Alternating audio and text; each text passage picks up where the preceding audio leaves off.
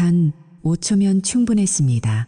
평생을 믿어온 사랑이 사실은 정교하게 설계된 사기극이었다는 것을 깨닫는데 말입니다. 여러분은 지금 곁에 있는 사람이 당신의 심장 소리를 사랑한다고 생각하시나요? 아니면 당신의 은행 잔고가 늘어나는 소리를 사랑한다고 생각하시나요? 오늘 제가 들려드릴 이야기는 단순한 배신에 관한 것이 아닙니다. 그것은 한 남자의 인생을 통째로 집어삼키려 했던 세 여자의 잔혹한 설계, 그 지옥 같은 구렁텅이에서 어떻게 스스로를 구원해냈는지에 대한 기록입니다. 후텁지근한 토요일 오후였습니다. 차고 안의 공기는 마치 끓는 물처럼 끈적거렸고 콘크리트 바닥에서 올라오는 열기는 무릎을 타고 온몸으로 퍼졌습니다. 저는 땀에 젖은 손으로 전동 드릴을 꽉 쥐고 있었습니다. 윙윙거리는 날카로운 기계음이 차고 안을 가득 채웠죠. 제 앞에는 곧 태어날 아들 리암을 위한 아기 침대 부품들이 어지럽게 널려 있었습니다. 상형 문자 같은 설명서를 보며 나사 하나하나를 조일 때마다 저는 곧 아빠가 된다는 설렘에 가슴이 벅차올랐습니다. 38의 나이에 얻은 첫 아이. 그 아이는 제 삶의 유일한 빛이었습니다. 하지만 그 빛은 아주 우연한 틈새를 통해 산산조각이 났습니다. 환기를 위해 30cm쯤 열어둔 차고 무늬로 부엌 창문이 있었습니다. 드릴 소리가 잠시 멈춘 그 찰나, 창틈을 타고 흘러나온 아내 하나의 목소리가 제 고막을 날카롭게 찔렀습니다. 평소에 다정한 목소리가 아니었습니다. 그것은 차갑고 비릿하며 생소한 욕망으로 가득 찬 낯선 이의 목소리였습니다. 난 그 사람 사랑한 적 없어, 엄마. 단 한순간도 하나의 선언은 마치 고요한 방 안에 울려 퍼진 총성 같았습니다. 저는 숨을 멈췄습니다. 심장이 입 밖으로 튀어나올 것 같았지만 드릴을 내려놓을 수도 없었습니다. 이어지는 장모님 김 여사의 목소리는 한술 더 떴습니다. 그녀는 마치 당연한 이치를 설명하듯 차분하게 대꾸하더군요. 그래, 안다. 그놈은 그냥 손발 달린 월급쟁이일 뿐이지 우리 딸 고생 안 시킬 튼튼한 금고 말이야. 손발 달린 월급쟁이, 인간이 아닌 그저 매달 정해진 날짜에 돈을 뱉어내는 기계로 취급받고 있었다는 사실에 온몸의 피가 거꾸로 솟았습니다. 10년이라는 세월이, 우리가 나눈 그 수많은 입맞춤과 약속들이 모두 연극이었다는 말인가요? 하지만 진짜 지옥은 그다지 멀지 않은 곳에 있었습니다. 하나의 전남편 사이에서 난 15살 딸 지수의 목소리가 들려왔기 때문입니다. 엄마, 그럼 이제부터 저 아저씨 국에 침 뱉어도 돼. 나 진짜 저 아저씨 얼굴 보는 것도 역겨워. 지수의 말에 부엌에서는 깔깔거리는 웃음소리가 터져 나왔습니다. 제가 5살 때부터 친자식처럼 키워온 아이였습니다. 무릎에 앉혀 동화책을 읽어주고 학교 축제 때마다 맨 앞줄에서 박수를 쳐주던 그 아이가 제 음식에 오물을 섞고 싶어 한다는 사실에 저는 전동 드릴을 놓칠 뻔했습니다. 그들은 제가 아무것도 모르는 바보 같은 ATM으로 남기를 바랐습니다. 무엇보다 충격적인 것은 3주 뒤에 태어날 리암조차 그들에게는 더 많은 양육비와 재산을 뜯어내기 위한 인질에 불과했다는 점입니다. 태어나면 바로 준비해. 그놈이 질려서 떠나겠다고 하면 양육권이랑 집까지 싹 다 가져와야 하니까. 하나의 목소리에는 일말의 죄책감도 없었습니다. 저는 떨리는 손가락에 힘을 주어 다시 드릴 스위치를 당겼습니다. 지잉 소리가 다시 차고를 채웠지만 제 머릿속은 이미 다른 계획으로 가득 찼습니다. 이제 더 이상 사랑을 구걸하던 남편은 죽었습니다. 제 안에서 무언가 아주 차갑고 단단한 것이 깨어났죠. 배신감으로 척추가 타들어가는 고통 속에서도 저는 냉정해져야 했습니다. 더 많은 정보, 더 확실한 증거, 그리고 저들을 완벽하게 파멸시킬 시간이 필요했습니다. 저는 침을 삼키며 아기 침대의 마지막 나사를 조였습니다. 하지만 그 침대에 리암을 눕힐 사람은 하나가 아닐 것임을 저는 그때 이미 직감하고 있었습니다. 평소처럼 다정하게 부엌으로 들어가는 제 연극은 이제 막 막을 올렸을 뿐입니다. 과연 이 무대 뒤에 숨겨진 추악한 진실은 어디까지 썩어 있었을까요? 여러분은 상상조차 못하실 겁니다. 지수가 제 커피에 무엇을 넣고 있었는지 확인하게 된 그 순간을 말이죠. 그날 이후 제 삶은 정교하게 짜인 연극 무대가 되었습니다. 가슴속은 지옥 같은 불길이 치솟았지만 겉으로는 아무것도 모르는 바보 같은 남편의 가면을 썼죠. 부엌 창문 너머로 들었던 그 잔인한 모의, 하나와 장모, 그리고 지수가 속삭이던 그 말들은 제 영혼에 깊은 낙인을 찍었습니다. 하지만 저는 무너지지 않았습니다. 오히려 그 배신감은 저를 냉혹하고 치밀한 사냥꾼으로 만들었죠. 하나가 임신한 배를 문지르며 제게 미소 지을 때마다 제 위장은 뒤틀렸지만 저는 그보다 더 환한 미소로 그녀의 배를 어루만졌습니다. 그 안의 생명이 제 아이일지도 모른다는 한 줄기 희망, 혹은 저들을 무너뜨릴 유일한 무기가 될지도 모른다는 계산이 저를 버티게 했습니다. 가장 먼저 한 일은 전문가를 찾는 것이었습니다. 평범한 직장인인 제가 감당하기에는 저들의 악의가 너무나 깊었으니까요. 저는 수소문 끝에 사립탐정 강 소장을 만났습니다. 중년의 나이에 날카로운 눈빛을 가진 그녀는 부부 갈등과 자산 분쟁 해결에 정평이 나 있는 인물이었죠. 낡은 사무실에서 처음 마주한 그녀는 제 이야기를 묵묵히 듣더니 짧게 한마디를 던졌습니다. 증거 없이는 당신이 가해자가 될 겁니다. 저들은 이미 당신을 사회적으로 매장할 준비가 끝났거든요. 그 말은 제 뒤통수를 망치로 때리는 것 같았습니다. 제가 망설이는 사이 저들은 제 삶을 도려낼 칼날을 갈고 있었던 겁니다. 당신이 지금 느끼는 분노를 잠시 내려놓으세요. 지금은 감정이 아니라 기록이 당신을 구원할 겁니다. 강 소장의 목소리는 얼음처럼 차가웠습니다. 그녀는 제게 몇 가지 장비를 건넸습니다. 육안으로는 절대 찾을 수 없는 초소형 녹음기와 카메라들이었죠. 집안 곳곳, 특히 그들이 가장 안심하고 대화하는 장소에 설치하세요. 그리고 절대 티를 내지 마세요. 당신이 평소보다 더 친절해질수록 그들은 더 방심할 겁니다. 강 소장은 즉시 움직였습니다. 저는 집안 곳곳, 저들이 제 험담을 늘어놓던 그 부엌과 거실, 구석구석에 보이지 않는 눈과 귀를 심었습니다. 소형 녹음기와 초소형 카메라. 제가 출근한 뒤 그 집에서 벌어지는 일들은 상상을 초월했습니다. 지수는 제가 사준 최신형 태블릿으로 친구들과 통화하며 저를 호구 아저씨라고 불렀고, 하나는 장모와 앉아 제 퇴직금과 보험금을 어떻게 나눌지 식탁 위에 가계도를 그려가며 논의하고 있더군요. 이번에 리암이 태어나면 양육비 청구는 최대치로 해. 쟤는 자기 자식이라면 사족을 못 쓰니까. 하나의 그 목소리를 스피커로 듣는 순간 저는 손에 쥐고 있던 펜을 부러뜨리고 말았습니다. 한 번은 이런 일도 있었습니다. 퇴근 후 집에 돌아왔을 때 지수가 제 가방을 뒤지고 있는 것을 목격했습니다. 제가 인기척을 내자 지수는 태연하게 아저씨 지갑에서 현금 좀 꺼냈어요. 친구들이랑 떡볶이 사 먹으려고요. 라며 뻔뻔하게 웃더군요. 예전 같으면 우리 딸 배고팠구나 하며 머리를 쓰다듬었겠지만 그날은 그 손길조차 역겨웠습니다. 하지만 저는 참고 웃어주었습니다. 그럼 우리 지수 배고프면 안 되지. 더 필요하면 말해. 제 대답에 지수는 뒤돌아서며 혼잣말로 진짜 멍청해라고 중얼거렸습니다.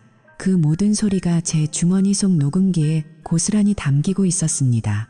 그러던 어느 날 강 소장에게서 급한 연락이 왔습니다. 오늘입니다. 지금 당장 종로 뒤편 보석상 골목으로 오세요. 저는 회사에 급한 일이 생겼다는 핑계를 대고 차를 몰았습니다.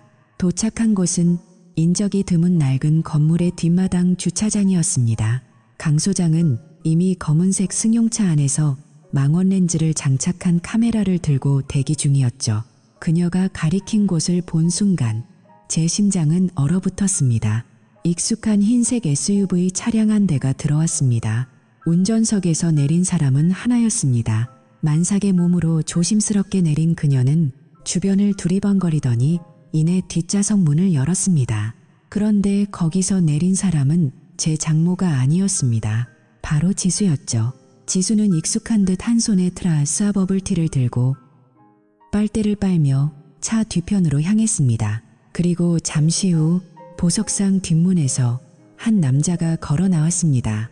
세련된 정장 차림의 낯선 향기를 풍기는 그 사내를 보자마자 하나는 환하게 웃으며 그의 품에 안겼습니다. 제 앞에서는 입덧 때문에 힘들다며 찡그리던 그 얼굴로 말입니다. 그들은 주차장 구석진 곳에 세워진 트럭 뒤로 숨었습니다. 남자는 하나의 부푼 배를 쓰다듬으며 무언가 속삭였고 하나는 수줍게 웃으며 그의 가슴에 머리를 기대었습니다. 지수는 마치 망을 보듯 입구 쪽을 바라보며 휴대폰을 만지작거렸습니다. 엄마, 빨리 해. 누가 보면 어떡해. 지수의 짜증 섞인 목소리가 들렸습니다. 그 남자는 지수의 머리를 쓰다듬으며 주머니에서 두툼한 봉투를 꺼내 건넸습니다. 자, 이건 우리 지수 용돈. 엄마 말 잘 듣고 있어. 지수는 봉투를 확인하더니 금세 표정이 밝아져 남자의 팔에 매달렸습니다. 고마워요, 삼촌. 역시 아빠보다 훨씬 낫네. 아빠보다 훨씬 낫네. 그 말이 제 심장을 도려내는 것 같았습니다. 제가 10년 동안 쏟아부은 정성이, 제가 바친 인생이 단 한마디의 쓰레기통으로 던져졌습니다. 저 남자는 하나의 오랜 내연남이자 어쩌면 리암의 진짜 아버지일지도 모르는 인물이었습니다. 셋은 마치 행복한 한 가족처럼 보였습니다. 그 풍경 속에 제 자리는 없었습니다. 저는 그저 그들의 행복을 위해 돈을 벌어다 주는 기계일 뿐이었습니다. 더 충격적인 것은 지수의 태도였습니다. 자신의 엄마가 낯선 남자와 애정 행각을 벌이고 있는 그 기괴한 풍경 앞에서 15살 소녀는 아무런 거부감도 없이 그 남자를 향해 손을 흔들었습니다. 마치 오래전부터 알고 지낸 사이처럼, 아니, 어쩌면 저보다 그 남자를 더 가족으로 여기는 듯한 모습이었죠. 셋은 주차장 구석에서 한참 동안 무언가를 주고받았습니다. 남자가 건넨 작은 봉투를 하나는 소중하게 가방에 넣었고 지수는 남자가 머리를 쓰다듬자 배시시 웃음을 터뜨렸습니다. 그 남자가 바로 저들이 말하던 진짜 가족이고 저는 그저 그들의 풍요로운 삶을 위해 피를 뽑히는 숙주에 불과했던 겁니다. 강 소장의 셔터 소리가 고요한 주차장에 울려 퍼졌습니다. 저 남자의 신원은 이미 파악했습니다. 하나의 대학 동창이자 보석상의 실질적인 소유주죠. 둘의 관계는 상당히 오래전으로 거슬러 올라갑니다. 그녀의 설명은 담담했지만 제 귀에는 지옥의 종소리처럼 들렸습니다. 하나는 임신 중에도 저 남자를 만나고 있었고 제 의붓딸 지수는 그 현장의 망을 보며 함께 트라스아를 마시고 있었던 겁니다. 이보다 더 완벽한 공범이 어디 있을까요? 배신감은 이제 차가운 분노를 넘어 살이에 가까운 증오로 변해갔습니다. 이제 어떻게 할 건가요? 지금 튀어나가서 따질 건가요? 강 소장이 물었습니다. 저는 고개를 저었습니다. 아직은 아닙니다. 그들이 가장 높이 올라갔을 때 떨어뜨려야죠. 바닥까지 완전히 으스러지도록요. 저는 카메라 렌즈 속에 그들을 뚫어지게 놀아보며 다짐했습니다. 저들의 미소가 비명으로 바뀌는 날, 저는 누구보다 크게 웃어줄 것입니다. 집으로 돌아오는 길, 저는 핸들을 잡은 손을 바들바들 떨었습니다. 당장이라도 차를 돌려 저들을 들이받고 싶은 충동이 일었지만 저는 입술을 깨물며 참았습니다. 이 정도로는 부족했습니다. 저들이 제게 준 굴욕의 100배, 1000배를 돌려주기 위해서는 더 완벽한 덫이 필요했으니까요. 저는 마당에 차를 세우고 심호흡을 했습니다. 얼굴 근육을 다듬고 다시 세상에서 가장 자상한 남편이자 아빠의 표정을 지었습니다. 여러분, 만약 여러분이 믿었던 모든 것이 거짓이라면 어떻게 하시겠습니까? 지금 당장 옆에 있는 사람의 눈을 확인해 보세요. 그 눈에 담긴 것이 진실인지 아니면 당신을 노리는 욕망인지 말입니다. 이 글을 보고 계신다면 지금 당장 행동하세요. 의심스러운 정황이 있다면 기록하고 또 기록하세요. 늦었다고 생각할 때가 정말 늦은 겁니다. 제 이야기가 남의 일처럼 들리시나요? 절대 그렇지 않습니다. 배신은 가장 가까운 곳에서 가장 달콤한 미소를 지으며 다가오니까요. 현관문을 열자 하나가 소파에 앉아 배를 어루만지며 저를 맞이했습니다. 여보, 왜 이렇게 늦었어? 리암이 아빠 기다리느라 발길질 엄청 했단 말이야. 그녀의 목소리는 너무나 달콤해서 소름이 돋았습니다.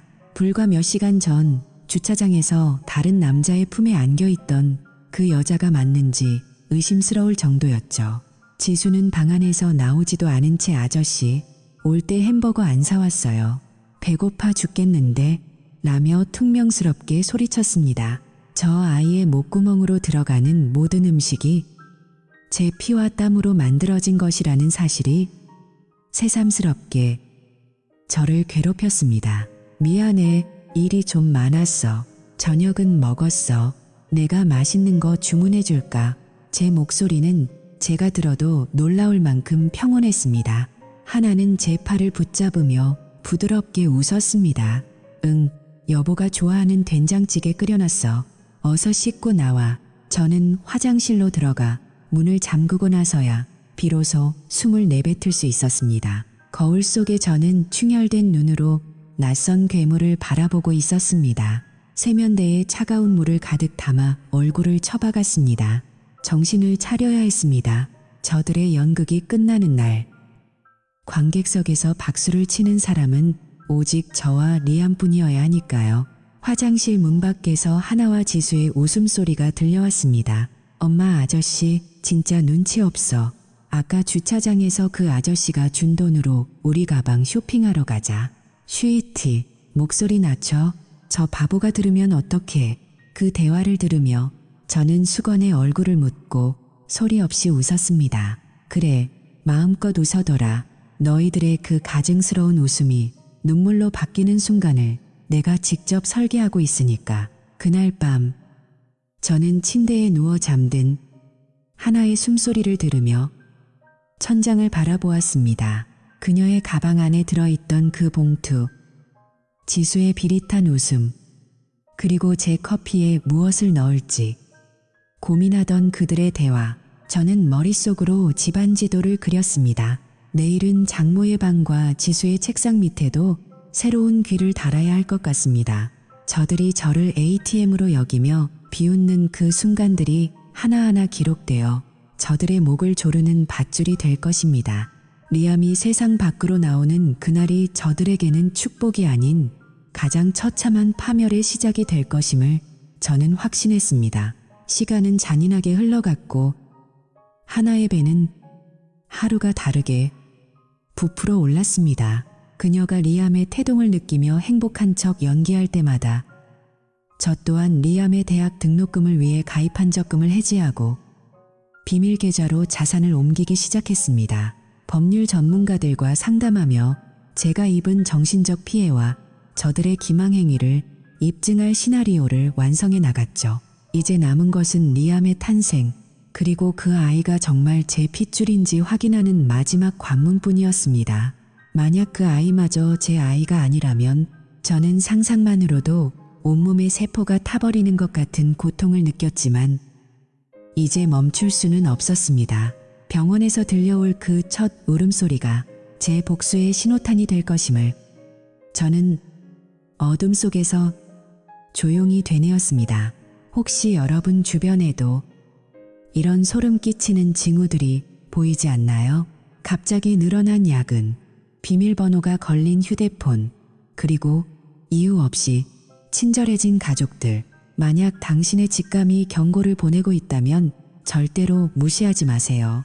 지금 이 순간에도 당신의 리암이 그들의 인질로 이용되고 있을지도 모릅니다. 제가 어떻게 이 지옥에서 빠져나왔는지, 그리고 저들에게 어떤 피눈물을 흘리게 했는지 궁금하시다면 다음 이야기를 놓치지 마세요.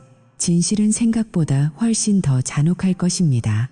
여러분의 의견은 어떠신가요? 이런 상황에서 여러분이라면 어떤 선택을 하시겠습니까? 댓글로 여러분의 생각을 공유해 주세요. 우리 함께 이 거대한 사기극의 결말을 지켜봅시다. 시간은 잔인하게 흘러갔고 하나의 배는 하루가 다르게 부풀어 올랐습니다. 그녀가 리암의 태동을 느끼며 행복한 척 연기할 때마다 저 또한 리암의 대학 등록금을 위해 가입한 적금을 해지하고 비밀 계좌로 자산을 옮기기 시작했습니다. 법률 전문가들과 상담하며 제가 입은 정신적 피해와 저들의 기망행위를 입증할 시나리오를 완성해 나갔죠. 이제 남은 것은 리암의 탄생, 그리고 그 아이가 정말 제 핏줄인지 확인하는 마지막 관문뿐이었습니다. 만약 그 아이마저 제 아이가 아니라면 저는 상상만으로도 온몸의 세포가 타버리는 것 같은 고통을 느꼈지만 이제 멈출 수는 없었습니다. 병원에서 들려올 그 첫 울음소리가 제 복수의 신호탄이 될 것임을 저는 어둠 속에서 조용히 되뇌었습니다. 운명의 날은 예정보다 3주나 일찍 찾아왔습니다. 새벽 3시. 하나의 양수가 터졌다는 비명소리에 저는 본능적으로 몸을 일으켰습니다. 병원으로 향하는 차 안에서 신음하는 그녀를 보며 잠시 연민이 고개를 들기도 했지만 백미러에 비친 제 차가운 눈빛을 보며 마음을 다잡았습니다. 병원에 도착하자마자 분만실 앞은 곧 아수라장이 되었습니다. 뒤늦게 달려온 장모 김 여사와 지수는 겉으로는 안절부절 못하며 눈물을 훔치는 척했지만 제 눈에는 보였습니다. 그들의 시선은 수시로 저의 표정을 살피며 제가 여전히 충성스러운 ATM인지를 확인하고 있었습니다. 분만실의 긴박한 공기 속에서도 장모는 제 곁으로 다가와 은근슬쩍 말을 건넸습니다. 사위, 하나가 저렇게 고생해서 애를 낳는데 나중에 서운하게 하면 안 돼. 미리미리 준비해둬. 그 준비가 무엇을 의미하는지 너무나 잘 알고 있었기에 제 주먹은 바르르 떨렸습니다.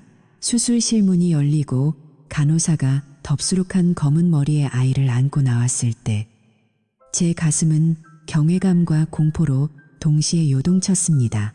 그 작은 생명을 제 품에 안겨준 간호사의 손길이 비현실적으로 느껴졌습니다. 하지만 감동에 젖어 있을 시간은 없었습니다. 하나가 회복실로 옮겨져 깊은 잠에 빠지고 장모와 지수가 잠시 커피를 마시러 복도 끝으로 사라진 그 찰나의 순간이 제가 기다려온 유일한 기회였습니다. 저는 떨리는 손으로 미리 준비한 면봉을 꺼냈습니다. 잠든 준우의 부드러운 입술 사이로 면봉을 밀어 넣어 구강 상피세포를 채취하는 그 순간 심장이 터질 것 같아 숨을 쉴 수 없었습니다. 만약 누군가에게 들킨다면 모든 계획은 수포로 돌아갈 것이었습니다. 하지만 저는 멈출 수는 없었습니다. 채취한 샘플을 키트에 밀봉하여 주머니 깊숙이 찔러 넣었을 때 등 뒤로 장모의 날카로운 목소리가 들려왔습니다. 사위 거기서 뭐해? 애 잠드는데 조용히 좀 하지. 저는 아무렇지도 않은 듯 미소 지으며 돌아섰습니다. 아이가 너무 예뻐서 눈을 뗄 수가 없네요, 어머니. 제 목소리는 제가 들어도 놀라울 정도로 평온했습니다. 장모는 의심스러운 눈초리로 저를 한참 바라보더니 이내 지수에게 고개를 돌렸습니다. 지수야, 너도 동생 잘 봐도 내 학비 대줄 소중한 보물이니까. 그 잔인한 농담에 지수는 킥킥거리며 고개를 끄덕였습니다. 진짜 소름 끼치는 진실은 그날 오후에 터져 나왔습니다. 제가 병원 복도 구석에서 잠시 숨을 돌리고 있을 때 제 스마트폰으로 탐트 강 소장이 보낸 긴급 음성 파일이 도착했습니다. 이어폰을 꽂고 재생 버튼을 누른 순간 저는 제 귀를 의심했습니다. 그것은 병원 비상구 계단에서 나눈 장모와 하나의 대화였습니다. 얘 하나야, 민호제가 애한테 푹 빠진 것 같더라. 지금이 기회야. 퇴원하자마자 재산명의 변경 서류 내밀어 저 바보 같은 놈, 지 자식인 줄 알고 앞뒤 안 가리고 서명할 거다.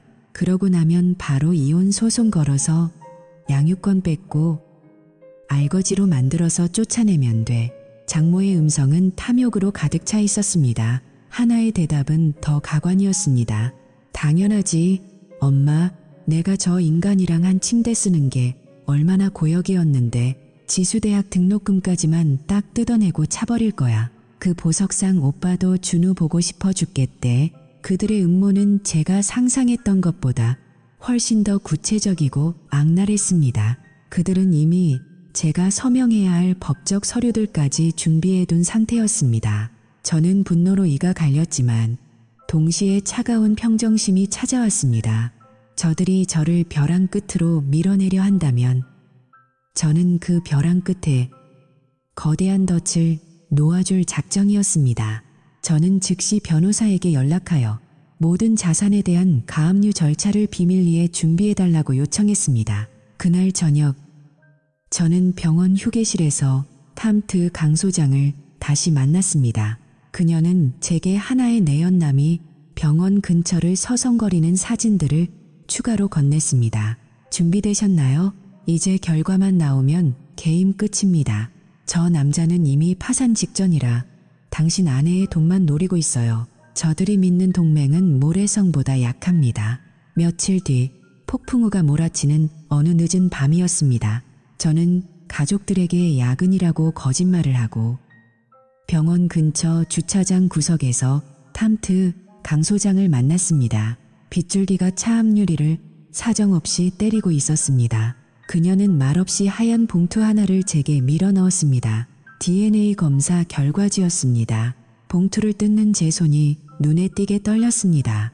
한 장씩 넘기며 마지막 결론 부분을 찾는 그 몇 초가 영겁의 시간처럼 느껴졌습니다. 결과는 명확했습니다. 준호는 제 친아들이 맞았습니다. 그 순간 제 눈에서 뜨거운 눈물이 왈칵 쏟아졌습니다. 하나가 그토록 저를 기만하고 다른 남자와 미래를 즐겼음에도 불구하고 신은 제게 이 아이만은 지킬 수 있는 명분을 주신 것이었습니다. 이제 준우는 저들의 인질이 아니라 제 복수의 가장 강력한 방패가 될 것입니다. 친부라는 사실이 확인된 이상 저들의 양육권 탈취 계획은 원천적으로 불가능해졌으니까요. 이제 어떻게 하실 건가요? 강 소장이 물었습니다. 저는 젖은 눈을 닦으며 입가에 비릿한 미소를 띄웠습니다. 저들이 가장 행복해하는 순간 가장 소중하다고 믿는 것부터 하나씩 빼앗아 줄 겁니다.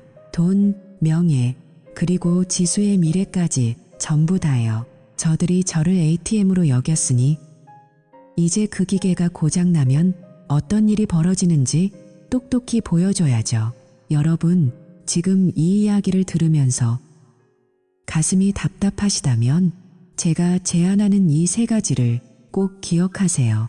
절대로 감정에 치우쳐 성급하게 대결하지 마세요. 증거가 완벽해질 때까지는 철저히 가면을 써야 합니다. 당신의 분노가 상대방에게 읽히는 순간 주도권은 넘어갑니다. 전문가의 도움을 받는 것을 주저하지 마세요. 사립탐정, 변호사, 그리고 심리상담사까지 혼자서는 저들의 치밀한 악의를 이길 수 없습니다. 비용은 투자가 아니라 생존권 확보입니다. 기록의 힘을 믿으세요. 사소한 문자 메시지, 영수증, 그리고 녹음 파일 하나하나가 법정에서 당신을 지켜줄 유일한 무기가 됩니다. 설마 가족인데 라는 아니란 생각이 당신을 파멸로 이끕니다. 여러분도 혹시 가족이라는 이름 뒤에 숨겨진 차가운 비수를 느낀 적이 있나요? 아니면 누군가 당신을 인간이 아닌 도구로 취급하고 있다는 의심이 드시나요? 지금 당장 댓글로 여러분의 고민을 나누어 주세요. 혼자 고민하면 병이 되지만 나누면 전략이 됩니다. 여러분의 소중한 의견 하나하나가 비슷한 처지에 놓인 누군가에게는 구원의 빛이 될 수 있습니다. 저는 이제 병실로 돌아가 하나에게 세상에서 가장 인자한 남편의 모습으로 사과를 깎아줄 겁니다. 그녀가 제 손을 잡으며 사랑한다고 속삭일 때 저 또한 눈을 맞추며 대답하겠죠. 하지만 제 주머니 속에는 저들의 파멸이 담긴 결과지와 음성 파일이 들어 있습니다. 여러분, 90%의 사람들이 배신을 당하고도 증거가 없어 눈물을 흘리며 물러납니다. 하지만 이 영상을 끝까지 보신 당신은 다를 겁니다. 제가 터뜨릴 폭탄이 얼마나 장렬할지, 그리고 지수가 제 차 유리를 돌로 내려치며 어떤 비명을 지르게 될지 궁금하지 않으십니까? 지금 바로 구독과 알림 설정을 눌러주세요. 다음 편에서는 저들이 단 한 푼의 위자료도 받지 못하고 길바닥으로 쫓겨나는 참교육의 현장을 생생하게 공개하겠습니다. 이제부터는 사냥이 시작됩니다. 과연 지수는 제가 주는 마지막 저녁 식사를 기쁘게 먹을 수 있을까요? 아니면 그 국 속에 뱉으려 했던 침을 스스로 삼키게 될까요? 진실은 비에 젖은 아스팔트보다 더 차갑고 단단하게 저들을 기다리고 있습니다. 여러분의 응원이 저에게는 큰 힘이 됩니다. 민호 힘내라라고 댓글 한 줄만 남겨주세요. 그날 이후 제 삶은 정교하게 짜인 연극 무대가 되었습니다. 가슴속은 지옥 같은 불길이 치솟았지만 겉으로는 아무것도 모르는 바보 같은 남편의 가면을 썼죠. 부엌 창문 너머로 들었던 그 잔인한 모의, 하나와 장모, 그리고 지수가 속삭이던 그 말들은 제 영혼에 깊은 낙인을 찍었습니다. 하지만 저는 무너지지 않았습니다. 오히려 그 배신감은 저를 냉혹하고 치밀한 사냥꾼으로 만들었죠. 하나가 임신한 배를 문지르며 제게 미소 지을 때마다 제 위장은 뒤틀렸지만 저는 그보다 더 환한 미소로 그녀의 배를 어루만졌습니다. 그 안에 생명이 제 아이일지도 모른다는 한 줄기 희망, 혹은 저들을 무너뜨릴 유일한 무기가 될지도 모른다는 계산이 저를 버티게 했습니다. 결전의 아침이 밝았습니다. 하나와 장모는 제 카드를 들고 지수의 신학기 가방을 사러 가겠다며 들떠 있었습니다. 평소 같으면 다정하게 배웅했겠지만 그날 제 손에는 이미 완성된 이혼 소장이 들려 있었습니다. 저는 그들이 현관문을 나서기 직전 하나의 휴대폰으로 짧은 영상 하나를 전송했습니다. 그것은 보석상 골목 주차장에서 그녀가 내연남과 나누던 미래 장면이었습니다. 메시지 전송음이 울림과 동시에 저는 잠든 준우를 안아 올렸습니다.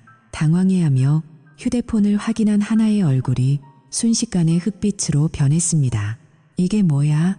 떨리는 그녀의 목소리를 뒤로하고 저는 미리 준비해둔 새 아파트로 향했습니다.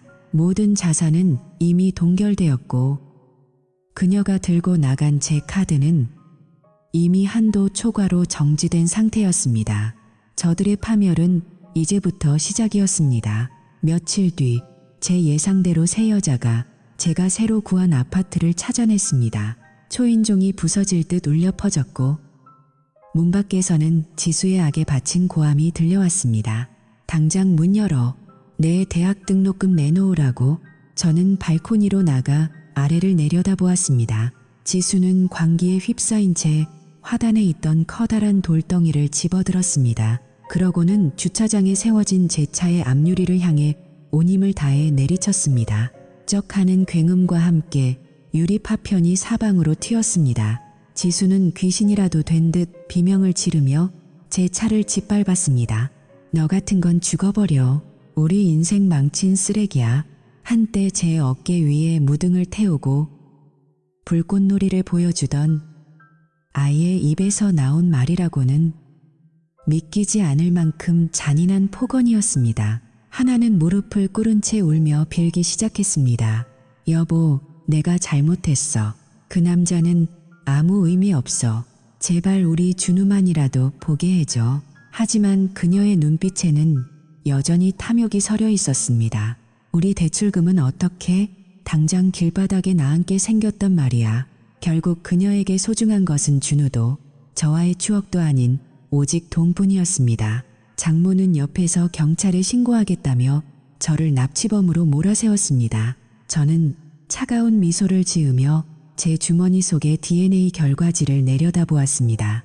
저들이 그토록 믿었던 인질이 사실은 저를 지켜주는 가장 강력한 법적 방패가 되었음을 저들은 꿈에도 몰랐을 것입니다.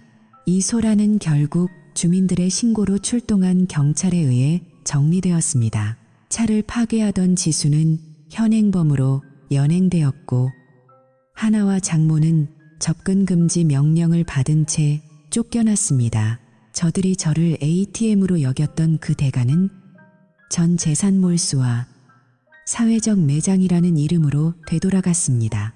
지수가 돌로 깬 것은 제 차의 유리창뿐만이 아니었습니다.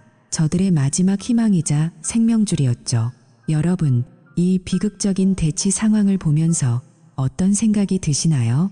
배신을 당했을 때 가장 고통스러운 것은 상대의 악의보다 내가 주었던 진심이 쓰레기처럼 버려졌다는 사실입니다. 하지만 기억하세요. 저들이 당신의 호의를 권리로 착각할 때 당신은 당신의 권리를 복수의 칼날로 바꿔야 합니다. 첫 번째로 상대의 약점을 즉각적으로 타격하세요. 하나가 돈을 가장 중요하게 생각했기에 저는 모든 자산을 동결했습니다. 가장 아픈 곳을 찔러야 저들은 전의를 상실합니다. 그녀는 사랑을 잃은 것에 슬퍼한 것이 아니라 더 이상 백화점에서 카드를 긁을 수 없다는 사실에 절망했습니다. 여러분도 누군가에게 이용당하고 있다면 그들이 당신에게서 얻어가는 이득의 줄기부터 끊어버리세요. 두 번째로, 법의 테두리 안에서 움직이세요. 감정적인 폭력은 당신을 가해자로 만듭니다. 지수가 제 차를 부듬을 때 저는 대응하지 않고 오직 영상을 찍었습니다. 그 영상은 이제 지수의 전과 기록이 될 것이고 제가 유리한 고지에서 이혼 소송을 이끌어갈 결정적 증거가 되었습니다. 화가 난다고 같이 소리 지르거나 손을 올리지 마세요. 차가운 법의 잣대만이 여러분을 진정으로 보호해줍니다. 세 번째로, 완벽하게 고립시키세요. 장모와 하나, 그리고 지수의 동맹은 돈이 사라지자마자 서로를 탓하며 무너지기 시작했습니다. 악인들의 연대는 이기심 위에 세워진 모래성과 같습니다. 제가 지수의 학비를 끊자마자 지수는 엄마인 하나를 원망했고 하나는 장모에게 소리를 질렀습니다. 진실이 드러나는 순간 그들은 서로의 살점을 뜯어먹는 괴물이 됩니다. 지금 혹시 누군가 당신을 조종하려 하거나 당신의 희생을 당연하게 여기고 있습니까? 더 늦기 전에 당신의 앞유리를 지키세요. 제 복수가 너무 잔인하다고 생각하시나요? 아니면 정당한 교육이라고 생각하시나요? 여러분의 의견을 댓글로 들려주세요. 정의 구현이 필요하다고 느끼신다면 구독과 좋아요로 제 다음 행보를 응원해 주시기 바랍니다. 여러분이 지금 겪고 있는 고통이 아무리 크더라도 반드시 탈출구는 있습니다. 제가 한 것처럼 차근차근 증거를 모으고 준비하세요.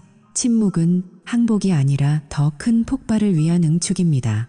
지금 당장 여러분의 계좌 상태를 점검하고 가족이라는 이름으로 당신을 갉아먹는 존재가 없는지 확인해 보세요. 만약 있다면 지금이 바로 행동해야 할 때입니다.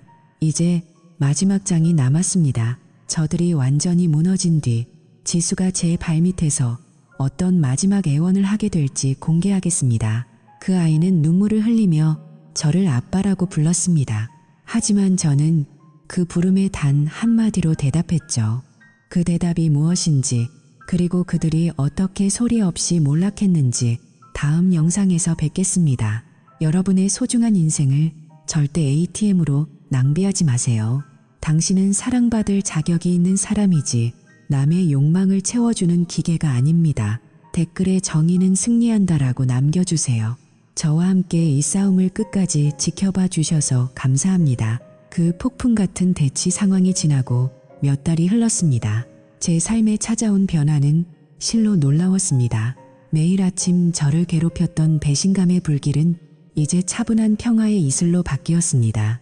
저는 현재 준우와 함께 작지만 아늑한 아파트에서 새로운 삶을 꾸려가고 있습니다. 벽에는 아이가 장난으로 낸 흠집들이 생겨나고 바닥에는 장난감들이 흩어져 있지만 이 공간에는 더 이상 추악한 음모나 가식적인 웃음소리가 들리지 않습니다. 오직 준우의 옹알이와 저의 다정한 속삭임만이 가득할 뿐이죠. 준우는 세상에 나오기 전에 그 끔찍한 소동을 전혀 모른 채 아주 맑고 커다란 눈으로 세상을 탐험하고 있습니다. 이제 막 기기 시작한 아이를 바라볼 때마다 저는 이 아이를 지켜냈다는 사실에 깊은 안도감을 느낍니다. 반면 하나와 그녀의 가족들은 스스로 파남정에 빠져 처참한 대가를 치르고 있습니다. 제가 모든 재정적 지원을 끊고 이혼 소송을 강력하게 밀어붙이자 그들의 화려했던 생활은 모래성처럼 무너졌습니다. 하나는 더 이상 명품 가방을 살 수도 보석상 내연남과 우아한 식사를 즐길 수도 없게 되었습니다. 들리는 소문에 의하면 하나는 산더미처럼 쌓인 카드, 빚과 아파트 대출금을 감당하지 못해 결국 장모의 좁은 집으로 거처를 옮겼다고 합니다. 그토록 무시했던 제 월급이 사실은 그들의 생명줄이었음을 이제야 뼈저리게 깨닫고 있겠죠. 그러던 3일 전 제 인생의 한 장을 완전히 덮을 만한 마지막 사건이 일어났습니다. 비가 추적추적 내리는 저녁이었죠. 초인종 소리에 문을 열자 거기에는 몰라보게 수척해진 지수가 서 있었습니다. 예전에 오만했던 표정은 간데없고 눈물로 얼룩진 얼굴에 손을 파르르 떨고 있더군요. 지수는 저와 눈이 마주치자마자 입술을 깨물더니 아주 작은 목소리로 속삭였습니다. 도움이 필요해요. 엄마는 이제 아무것도 해줄 수 없대요. 저 대학 등록금이 필요해요. 저는 한참 동안 지수를 빤히 쳐다보았습니다. 그 아이가 제 차의 앞유리를 돌로 박살내던 광기 어린 모습, 그리고 보안 카메라에 찍혔던 제 커피에 침을 뱉으며 킥킥거리던 그 소름 끼치는 영상들이 머릿속을 스쳐 지나갔습니다. 지수는 제 침묵을 승낙으로 오해했는지 한 발짝 더 다가오며 울음을 터뜨렸습니다. 제발요, 아빠. 아빠가 저 키워주셨잖아요. 항상 제 곁에 있어주겠다고 약속하셨잖아요. 아빠라는 그 부름에 저는 잠시 움찔했습니다. 8살 때 지수가 직접 그려준 우리 가족 그림을 보여주며 저를 처음 아빠라고 불렀던 기억이 희미하게 떠올랐거든요. 하지만 곧이어 그녀가 친구에게 전화로 저를 멍청한 월급쟁이라 부르며 비웃던 목소리가 그 기억을 덮어버렸습니다. 저는 마음을 아주 차갑고 단단하게 굳혔습니다. 그리고 그녀의 눈을 똑바로 응시하며 말했습니다. 미안하지만 난 너에게 줄 돈은 단 한 푼도 없어. 그리고 다시는 나를 그렇게 부르지 마라. 난 더 이상 내 아빠가 아니니까. 지수의 얼굴이 순식간에 절망으로 일그러졌습니다. 그녀는 무릎을 꿇고 애원했지만 저는 흔들리지 않았습니다. 너희들이 그렇게 사랑하고 망을 봐주던 그 사람들에게 가서 도움을 청해라. 내 음식에 침을 뱉었다고 자랑하던 내 모습, 난 죽을 때까지 잊지 못할 거다. 저는 단호하게 말을 마친 뒤 그녀의 눈앞에서 문을 닫았습니다. 쾅 하는 소리와 함께 문이 닫히고 빗장이 걸렸습니다.